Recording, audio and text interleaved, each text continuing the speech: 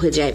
কিন্তু কি হতো যদি সেই বিমানটি রাডারের চোখ ফাঁকি দিয়ে সমুদ্রপৃষ্ঠের ঠিক ওপর দিয়ে রীতিমতো মৃত্যুর সঙ্গে লুকোচুরি খেলে ধেয়ে আসতো?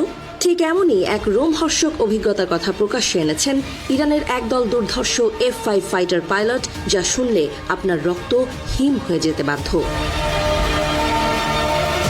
ঘটনার কেন্দ্রবিন্দুতে পারস্য উপসাগর এবং তার অদূরে অবস্থিত মার্কিন সামরিক ঘাঁটি।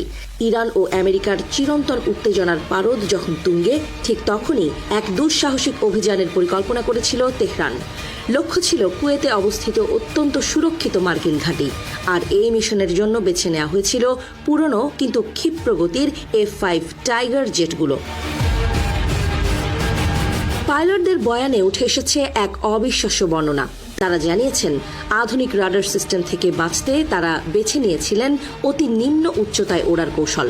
সমুদ্রের উত্তাল ঢেউয়ের খুব কাছ দিয়ে মাটি থেকে মাত্র 50 ফুট ওপর দিয়ে উঠছিল তাদের বিমানগুলো। একটি সামান্য ভুল মানেই ছিল সলিল সমাধি, অথচ মৃত্যুকে তুচ্ছ করে তারা এগিয়ে চলেছিলেন লক্ষ্যভেদের নেশায়। সেই মুহূর্তের উত্তেজনা ছিল চরম। পাইলটরা জানিয়েছেন, নিচের উত্তাল ঢেউয়ের ছিটে লাগছিল বিমানের গ্লাসে। এত নিচে ওড়ার সময় বাতাসের তীব্র চাপে বিমান নিয়ন্ত্রণ করা ছিল অসাধ্য সাধনের মতো।